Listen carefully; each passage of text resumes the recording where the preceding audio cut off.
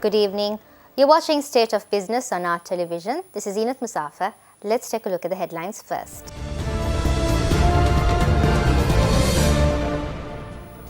Japanese Defence Minister arrives in Sri Lanka. Development of fisheries industry will help bridge government's fiscal deficit, says Minister Wijayamuni Zoisa. News in details. Japan's Defence Minister Itsunori Onodera arrived in Sri Lanka today for a 3-day official visit. During his stay, Minister Onodera will hold Japan-Sri Lanka Defence Minister consultations with his counterpart Ruwan Wijewardena and is also scheduled to meet top leaders of the Sri Lankan government. The Defence Minister is also expected to undertake field visits outside Colombo. The Embassy of Japan expects that his visit will help to further consolidate the comprehensive partnership between Japan and Sri Lanka. The Ministry of Fisheries and Aquatic Resources Development and Rural Economic Affairs organised an investors forum for aquaculture in Battaramulla this morning.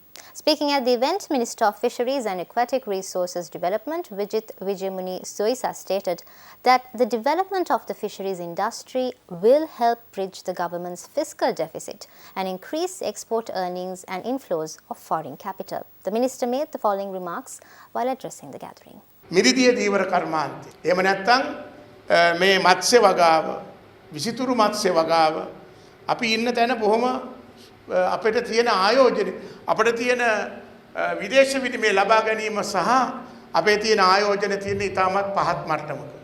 මේක අපි ඉහළට ගේන්න ඕනේ.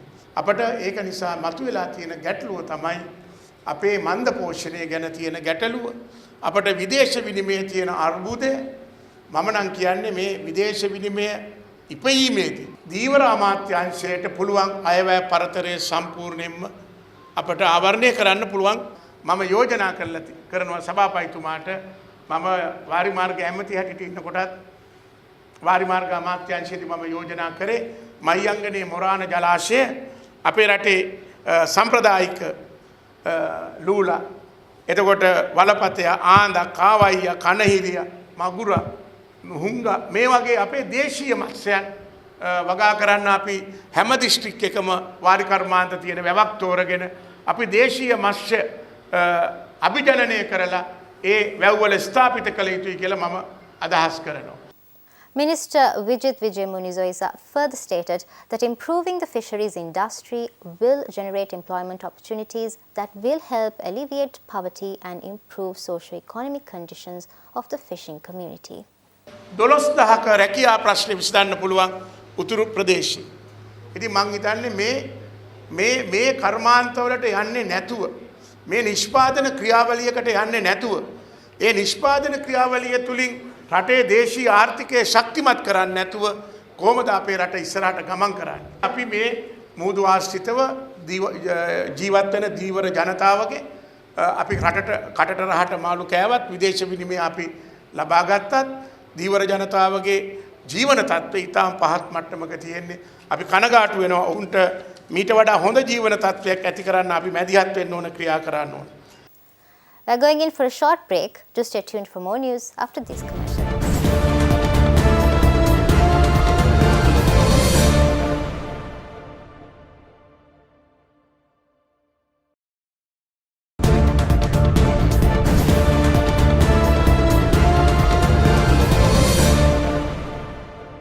Welcome back.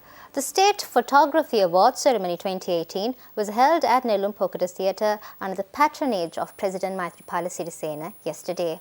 The ceremony was organised by the National Association of Photographers, the Art Council of Sri Lanka, Ministry of Higher Education and Cultural Affairs and the Department of Cultural Affairs.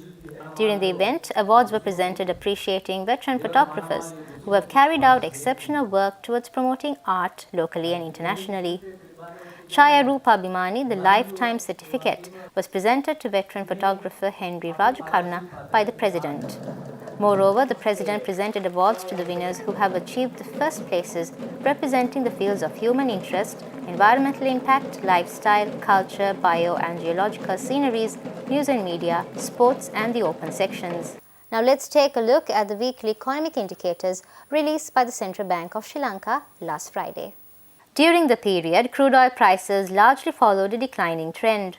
prices fell due to trade tensions between the US and China, higher US crude oil inventories, and weaker global economic outlook stoked expectations on lower fuel demand. However, prices rose towards the end of the week as global markets steadied. Overall, Brent and WTI prices fell by $1.40 per barrel and $2.30 per barrel, respectively, within the period.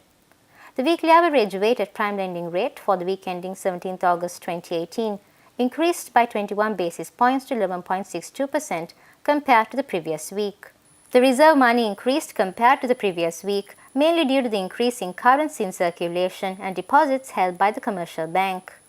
The total outstanding market liquidity decreased to a surplus of 38.40 billion rupees by end of the week, compared to 55.09 billion rupees by the end of last week.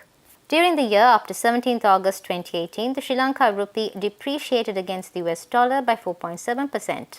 Given the cross-currency exchange rate movements, the Sri Lanka rupee depreciated against the euro by 0.1% and the Japanese yen by 6.3%, while appreciated against the pound sterling by 0.7% and the Indian rupee by 4.2% during the period. We're going in for a short break. Do stay tuned to see how the stocks perform today after these commercials.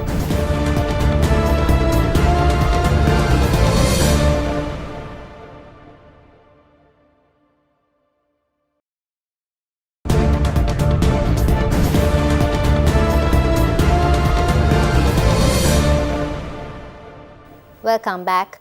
Trading at Colombo Stock Exchange ended on a negative note today.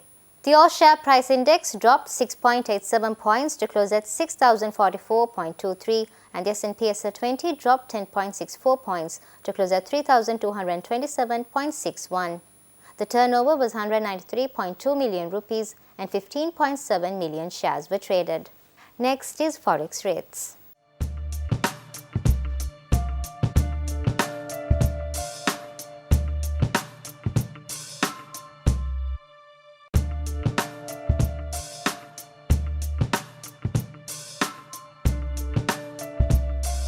That's all the news we have for you today. Join us tomorrow with State of Business on our television at the same time. Until then, take care.